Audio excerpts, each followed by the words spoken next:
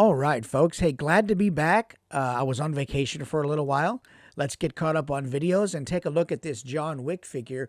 And in this video, I created a diorama that I'm ultimately going to be shipping to Sir Dork, who is responsible for setting up the first ever Toys in Action convention. So this diorama will be at that convention for people to take photos with and enjoy. At any rate, in this video also, we're going to be showing you how I set up the flashes for creating an image like this. It's really pretty simple. You know, throughout the course of the video, you'll see how I set up the flashes, how I fine-tune the composition, how I change my mind about the mood of lighting that I want, and then reset up my flashes again.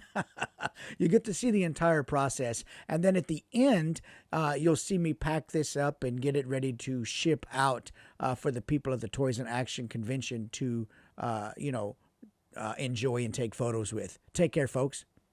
I've got him hot glued to the set here. I'm going to set up my composition first, and then I'll set up my lights. This is just going to be a daytime scene inside this warehouse. I want to take one final set of shots with this before I send it off to Sir Dork for the Toys in Action Con. So I want to get the most out of this before I send it away. And so first, it all starts with an idea. I Googled action poses with, handguns, action poses, superhero. And I just looked up some poses that I think would work for this figure because he's pretty restrictive in his posing. He's flexible, but not flexible like where you could put, two hands together and hold a pistol, or so I had to kind of find the pose that was going to work for this particular figure. Some figures are a little more bendy than others. He's got a jacket on, and so that really kind of restricts his motion, and then it gives this weird little shoulder pad looking thing here when you bring his arm up. So there's a couple things you got to work around with this figure, but in the end we're going to get a good shot. So that's where we're at. So let's go ahead and set up the camera composition. Let's see what we got with this here. Let's see. I'm still the right distance to get him in horizontal mode. In landscape orientation, horizontal mode. Is that a mode on your camera? Let me know. Horizontal mode. I think I never took a picture in my life. I think we'll go ahead and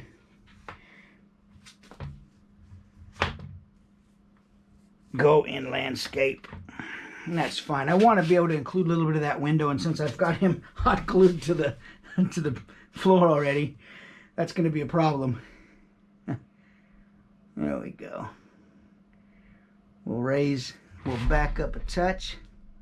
We'll raise this camera up a little bit since we went to landscape orientation. There we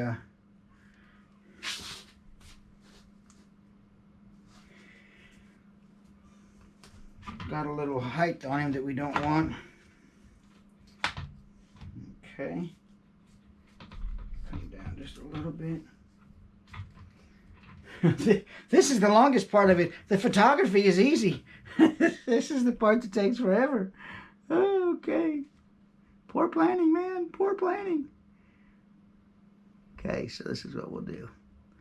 We're looking pretty good right here. I think I could slide the camera over just a little more. There we go. I think that'll work. All right, let's lock all this in on my tripod. Go up here to focus on this rascal's face. I think I want to move this orange barrel because it's just peeking into the frame. We'll just set it behind him for a little contrast against the black, and that looks all right for me. Yeah, see, that adds a little contrast behind him. Something to break it up. I think we're good with that. All right, we've got a basic setup, a composition. I think we're worked into where we need to be. Now we'll go ahead and start adding some lights and triggers on here to the cameras, or to the camera and trigger to the lights, plural. We're going to use 2 flashes, well, let's get to that part of it. Okay, so what I want to do, let me tell you what I'm after and how we're going to do it. I would like a little light coming through the window.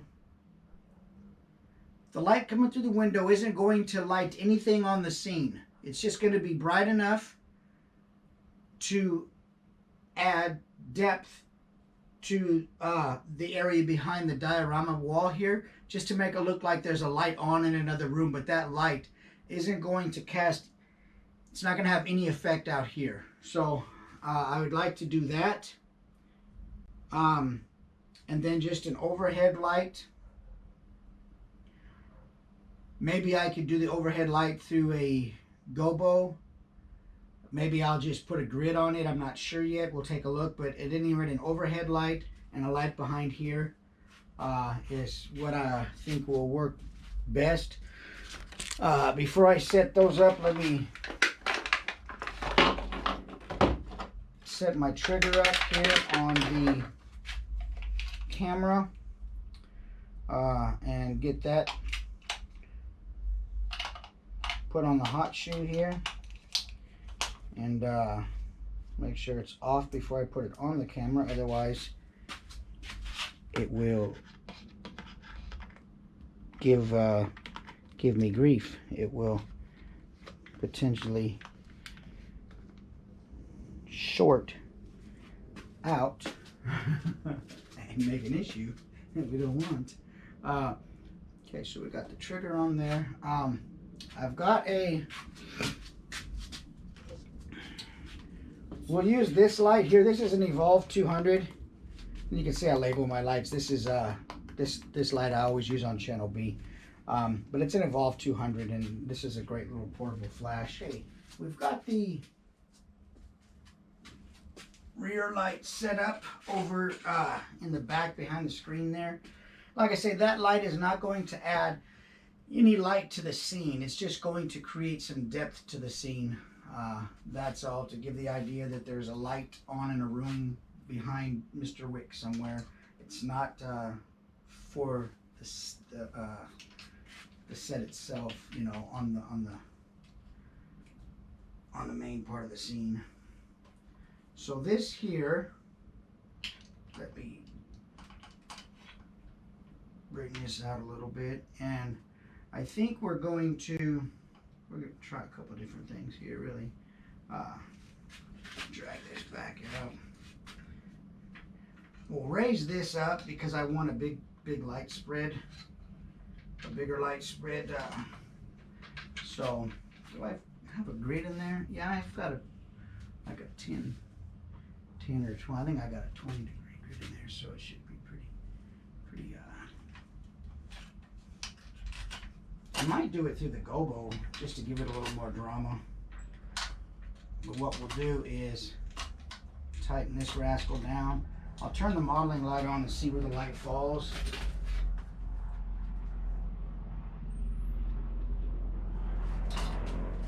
We got a pretty good light spread there, but I think I'm going to take it out just a little bit more.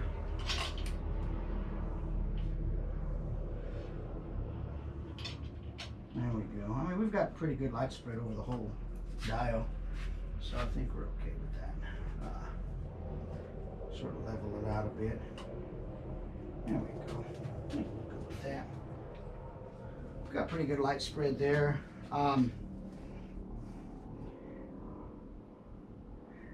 A gobo does give some cool sort of directional light patterns. We'll try it both ways maybe and see what I think is gonna work best. But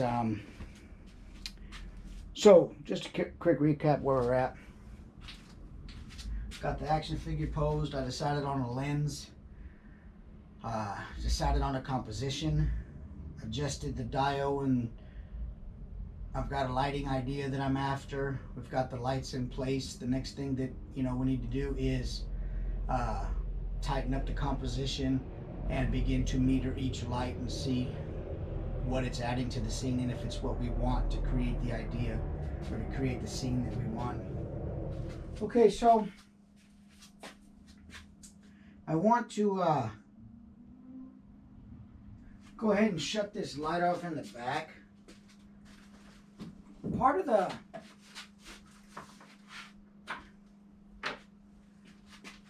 the thing, and I already know where we're gonna pretty much have it, is you want to start with a dark frame, which means that when you take a picture with no flashes and no lights, that your frame is black. And what that does is it just means that there's no light spill coming from any source in the room and falling on the scene.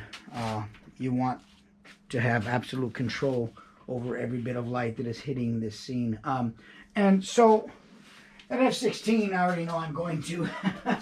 I don't need to cover my windows. I already, this dark curtain that I use already is going to make sure that I have a black frame. I'm not worried about that. Still, it's good to double check. And let me double check. Focus one more time on the face here and just make absolute sure that I haven't bumped anything or inadvertently moved anything. There we go. I think we're good with that. So the trick here is I'm going to start with my rear light, which is on channel B. I am going to turn off my main light, the overhead light here on the C-stand. I'm going to turn that off, and we're going to turn on this one back here, and got that good beep. We're on. Okay, so that's on. We'll just give it a quick test. Yeah, it's firing. So what I'm going to do now is I'm just going to make sure that the light coming through that window is going to be a nice balanced light, and the screen will show, and there's no, it's not blown out or anything like that. Let's real quick take a quick exposure to make sure that we have a dark frame. Let me tell you my settings. Right now, without making any shot, I'm giving, you know, my ideas. We're going to start at f11, 1/125th of a second, ISO 100. I always use ISO 100 in the studio. So I'm sure this is going to give us a dark frame. So we're going to go ahead and we're on 2-second timer. So we're going to go ahead and fire that off. I'm pretty sure we're going to get a dark frame with this, and it is. It's about as dark as you can get. So now that we know we have a dark frame, we'll go ahead and turn the trigger on. Make sure we're on channel B. And we're at 1/16th of a second. I am almost guessing this is going to be way dimmer than I want, because remember, we're at a fast shutter speed for the flash, and we're at f11. I'm going to take a shot, and I'm guessing that it's going to be pretty dark back there, but we'll see. Yeah, let's see, image 6582. It's not bad. We've got detail in there, but I think I could come up a little bit more on the power on that. So instead of a 1/16th flash burst duration, let's take that up to almost 1/4. And we'll fire that again and just take a look. See what that looks like if I blew it out. No, looks good, much brighter. Image 6583. We won't know just how bright it needs to be until we turn on the main overhead light, but I think that's looking pretty good right now. So let's go ahead, and now we'll turn on the main overhead light, and we'll do the same process. Once I turn it on here, there we go. 1/64th manual. Okay, channel A. So now I'm not going to turn my rear light off. I already know what a good starting point is for it, so I'm just going to go ahead and make my adjustments with both lights on. So we're going to flip this to channel A, which is what my main light is on. And I think that, let me adjust the camera angle on the GoPro so you can see on the back of the camera. So channel A is my main overhead light, and we're at 1/64th of a second flash burst duration. I think that is going to be pretty low. So let's bump this up. If we're at 1/4 in the back, and this is my main light, I can guarantee we're going to need to at least be, if we want that one brighter, we can make the top one, the main overhead light, a little dimmer. But I think let's make the top one a little dimmer, just for some added depth. So the back one, the rear one is at 1/8. So let's go down here to, on channel A, let's go to 1/16, and let's just take a look, and we'll fire that off and we'll see what we got. The main overhead light should be a little dimmer than the light in the back. Oh yeah, there we go. Okay, we're at 6584. That's all right. I think still I would like that a little less powerful, a faster burst duration. So let's go down to 1/32. Try that. Okay. Kind of like that. It's a little dark. We're not showing much of. Cut, stop. Let's take a new approach. I've got a new idea. This happens sometimes. Follow along with me. Let's add in a little gobo here just to see if that's falling right over him. Let's add this in here just for a little. And since we're doing that, I'm going to end up adjusting my lamp back here. We'll lower this down a bit. There we go, right about there. Okay, let's take a look and see what that does. I'd like a little bit more broken up light in there, I think. I didn't really care for all the light bouncing around everywhere, so let's try that again. One more time. And see what we got.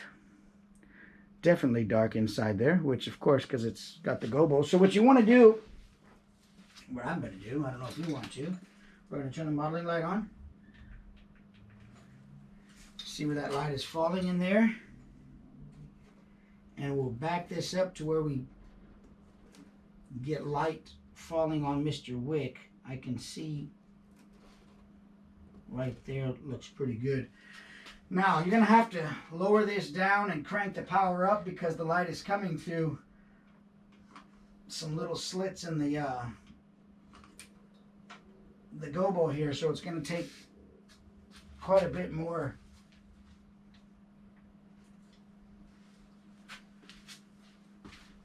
Quite a bit of a longer burst duration to get through there. So we're on channel A, 1/32. I guarantee you on this, we're going to end up going to 1/4 easily. Real scientific approach to flash, isn't it? There we go. Let's take a look at that. Hey, what happened? See, my camera turned to auto ISO by accident. You know what? And it does that on occasion. I just don't know why it does that. I think I bumped something. There we go. Let's try it one more time. We don't want 1600 ISO. That's really bad. Whoo! Ding, ding. I like this. Image 6590. A little more drama in there. I do think it's a little bit hot still. I think I will move the light. No, you know what I'll do? Yeah, I'll move the light forward a little bit in order to, I don't want so much light banging off that back wall. It's white, it's a white wall. What I could do in this case is I could tighten the grid up, and that would help. I can reach over here and grab a different grid. Let's do that. Change the grid on this, and that's going to focus the light pattern more directly over Mr. Wick. Now let's try to do this without knocking into everything. put this grid on here. That's a 60. And that's really going to fix the light bouncing off that back wall. It's just creating a spot back there that I don't like. It's a hot spot. I don't want that. You can see the grid that we had and the grid that I'm going to put on now. It's really going to narrow the light pattern down. Okay. All right, let's try this rascal again. I mean, we've got to make some adjustments. That's just the way this works, man. Let's try that. I think we'll be good with that. Everything's the same. All I've done is just change the grid on the reflector. I mean, on the flash. Let's take a look and see. Definitely don't have any light falling on that back wall, image 6591, but it is a little dark, so we're going to make another adjustment. I think, let me bump that light up in the back just a touch. From 1/16, we're going to go right there up to 1/4. Now, I think here what we're going to end up having to do is add in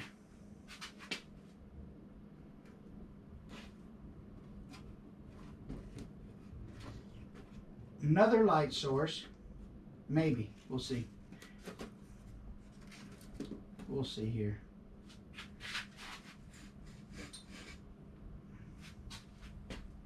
It's a little bit dark in there. It's a little darker in there than I want. I really like it, but it's just a little dark. That was 6591.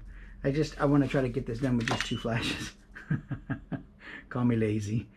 Okay. That looks good. I do like that. I think, though, we might add a little bit of fill light on the side with a Lume Cube.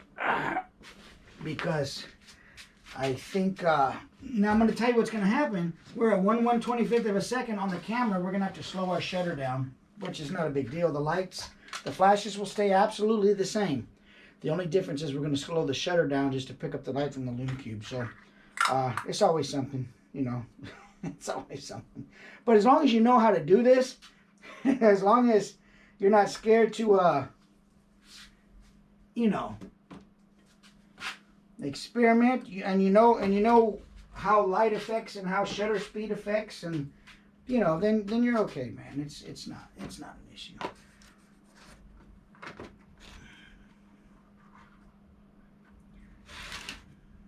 Let's see what that rascal does right there.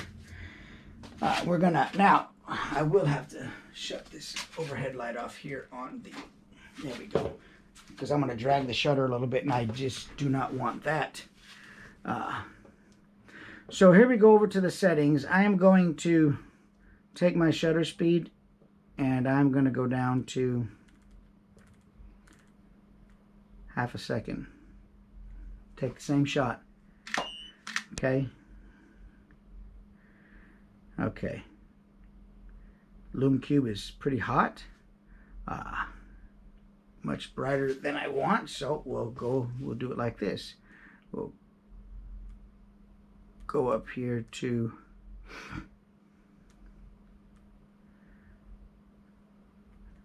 1/10 of a second. I'm trying to not capture that shadow falling on the tank. That is nice. I like that right there. 6594. But what I'm seeing is a little bit of that shadow kicking up on the tank over there. And it's not a big deal, but I don't really want that. So what I think I will do is just add, we're going all kinds of DIY today. I'm going to add a piece of high-tech printer paper in there just to soften all that up. There we go. That's going to soften that shadow up. And there's always a way around this. And we'll go from 1/10 to 1/8. See what we got there. Should soften that right up. Yeah, and it did. 6596. All right, hey, if you've stuck around from the beginning through my redirection and kind of regrouping, then thank you. Sometimes in toy photography, for me anyway, I start out with an idea and I revise it along the way. Everything here was the same as it was in the beginning. The only difference is I wanted to create a different mood with the lighting. And so by adding the gobo, I was able to do that. But in adding the gobo, you have to make adjustments to the flash outputs and stuff like that and fill lights. And so you got to see that whole process. And I think we've got a really awesome image here, really balanced lighting in the back of the scene. We're able to see some great dramatic lighting on John Wick. We've got the muzzle bursts from the guns and the smoke. And there's also some heat wave distortion coming off of John Wick's hands from the guns. At any rate, watch as we pack up this dio and ship it to Jared. All right, so we're gonna pack this dio up and send it off to Sir Dork, and they're gonna use it for the Toys in Action convention. And I'm gonna have to customize a box for this, so I bought one from the UPS store. And the reason this one is I had to buy a custom one is because this floor is 24 by 24. And I wanted to send a big floor with it because, you know, different people are going to be taking pictures with maybe cell phones or regular cameras or whatever. And I wanted there to be, I didn't want to just send a 12-inch floor with I wanted a couple walls and, you know, a little room for inside the frame. So it will cost a little bit more to send, and I have to make a box because I couldn't find any boxes anywhere around that were like 24 by 24 by like 3 or 5. So we're going to see if I can cut a box down to fit. I'm not going to send John Wick though. So we'll get him off of here. Touch up the paint a little bit on the floor before I ship this rascal out. You know, but this was a fun diorama to build, and I'll tell you, it really was a diorama also that allowed me to try some different techniques, do some different things. I really added lots of little different building materials. This is foam that I carved into wood. These are cardboard boxes I built. You know, I was able to model and print, you know, barrels and pallets and just different things that really I dig. I mean, I think that these things really help make a toy photograph, you know, just really awesome. This is dusty, but you can see I got all the wood grain in there and everything. Let me see if I can brush that off. It's a little bit dusty because I did that dust photo. But if I brush the dust off, I mean, look at that. And that's 3D printed. It's pretty dang cool, man. If I do say so, I'm pretty happy with it. But you know, what a fun time. You know, I was able to print out and little tanks, and I modeled all these, and you know, painted this stuff, and as a result I was able to create STL files and have them on my website and on Etsy for people to download and buy. And you know, that's another avenue of income for toy photography. I mean, I do quite a couple different things to make the toy photography hobby make money for me. I sell the STL files. I do drone work. You know, I do regular photography, like for restaurants and stuff in the Bay Area. I've done quite a few of those. I've worked with the city, you know, with Alameda. I've worked with Oakland. You know, I try to do things that bring money back into the side that cost money, which is this side. You know, I do real work to pay for hobbies, I guess. That's what I'm saying. Look at this really cool tank, man. This is a really cool tank. And this one actually was one that I printed first. And, you know, you think you think 3" by 3" is not big, but you print this out. This is, you know, I printed this like this upside down. This was like 18 hours to print. Now, granted, if I would have printed it like this or something, changed the orientation, it would have printed in less time. But that's a hollow tank. This is a solid tank. I haven't decided yet what props I'm going to send, but everything that you see on the walls here in this dio, this is all going. I'm going to send some pieces of wood and some propane tanks and some other little things. I haven't made up my mind yet exactly what I'm going to send, but let me share with you. Also, so these dioramas, I hold them together. The reason I hold the dioramas together with pins like this is because all the stuff that I build is like modular. I can swap walls out and swap out floors and stuff just by removing the pins and putting a different panel in here. So if I was to like glue this together, then it would just be this dio, this scene forever. And I like to mismatch the pieces and change it up a little bit. So that's why I just use pins to put these together, and I don't use like, you know, magnets and things like that, because each piece is a different size and different, you know. So these pins have always done well for me. Let me show you the back side of this too. So it's spray painted black. I've got a sticker on there. I've got some black gaffer's tape here for the door.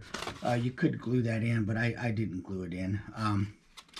We've got lots of detail on the walls here, some piping.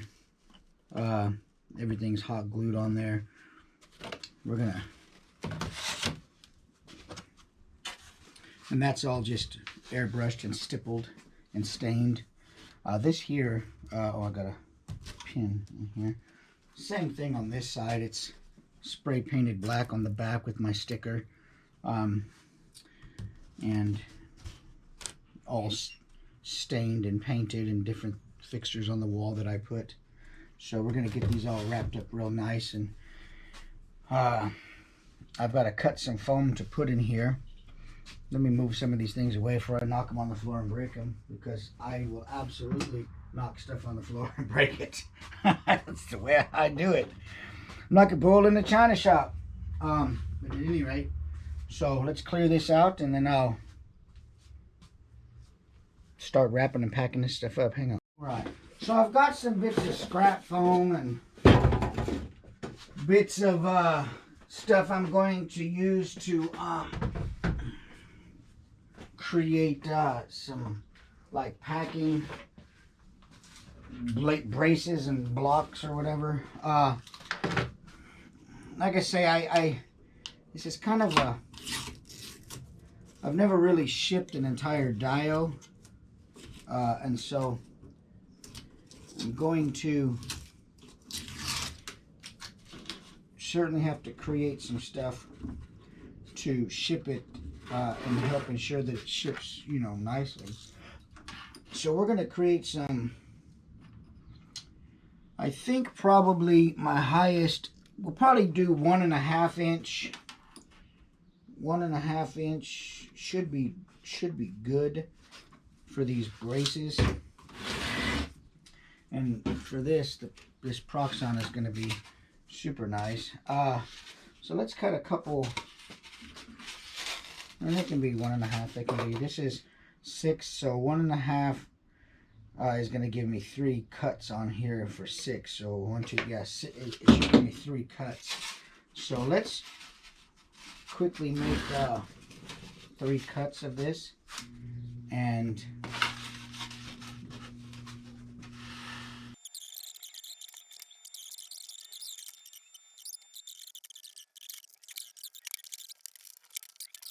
so now that I've got these little foam pieces cut in some sizes I think are going to work, I think I'm going to add in the stick pins to hold these in place before I actually start shrink wrapping it. Let me make sure that I'm clear of all the things that I've glued to the wall on this, so that we can, I've got pipes and stuff glued to the wall, so I want to make sure I'm good with that. That's all good there. So I think we're good to, I can pin some of this stuff down to the wall. Let me grab my pins. So Jared, if you're watching this video, you can use these same pins I'm including to go ahead and just, once you take them out of here, you can use them to set the dio itself up, kind of like how you saw in the beginning of the video when I took the pins out. So let's shove a pin in here.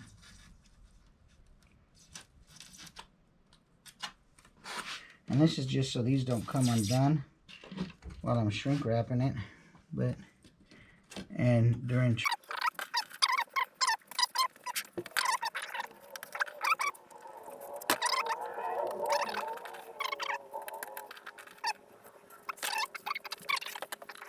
that's going to go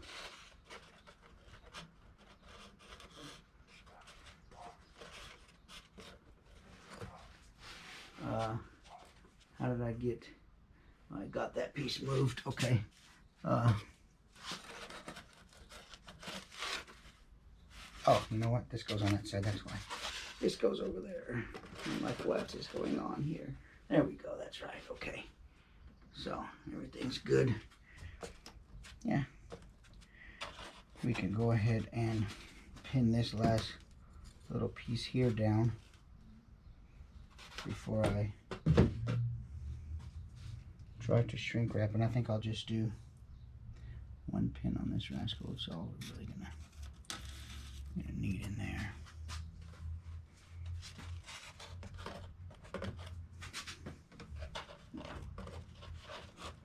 I think we're laying pretty flush. Yeah, pretty good. So this here, it's just taped in, Jared, with gaffer's tape, so you can adjust it a little bit when you put it together, the door, if it needs to be squished a little bit one way or the other. It's fine.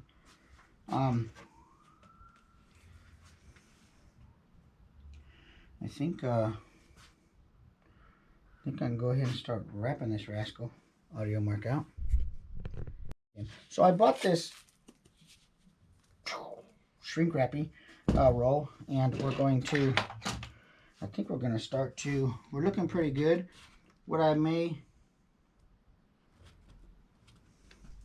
do, I've only got one set of hands. We've secured everything down. It's not going to go anywhere. I think I'm going to try to, I was going to put pins in here, but I'm not going to put pins in this part. We'll just, I think we're going to go ahead and try to add the shrink wrap on here and see if we can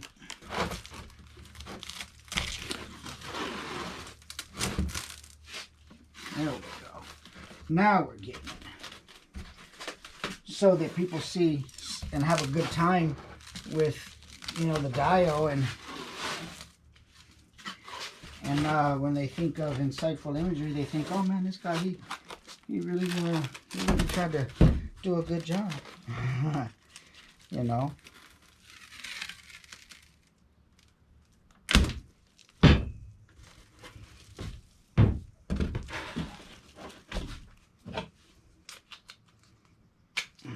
Okay. So there's wrap number 2 for that. And we'll do a third one, and then we'll go one around the opposite side. Accessories. So I tell my wife, but I've got all this wrapping paper from the Mavic 3 that I bought. I just, you know, I'm not going to take any money with me. Might as well spend it all now, right?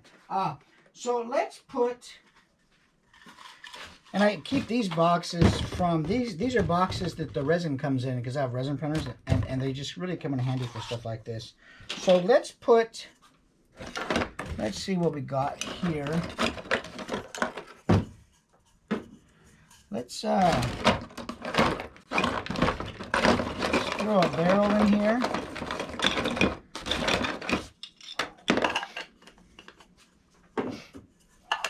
just throw a barrel and a lid in there. Okay. I think I maybe, well, let's get them in there first and then we'll worry about securing them. I will put some random pieces of little wood in there. Little propane tanks that I've got. And whoever watches this, let me plug myself and just let you know, on my website and on my Etsy store, I have STL files for those of you with 3D printers. If you're interested in being able to print out any of these things that you see here, you can buy the files off my website. And these are, I mean, they're perfectly super clean models that print really nicely. And the website, insightfulimagery.com, or my Etsy store is also Insightful Imagery. Okay, so we've got dio panels there, the big floor on the bottom. And I think we will we're going to have to add some peanuts or an air bladder in there when we get to the shipping company. And yeah, I think we're good with that, man. I think we're good with that. We've got pins, we've got panels, we've got accessories. Everything is shrink wrap and really really looking good. I think well, here we are. Got some peanuts. We're gonna put them in here and pack this box up and get her shipped out in the old Insightful Imagery van. There you are. Let's put these peanuts in here. Make this as secure as we can. There you go, Jared. All shipped from Oakland. Gonna be there in about what, 7 days? Is that what it is? Yeah, 7 days. 7 business days. All right, there you go, man.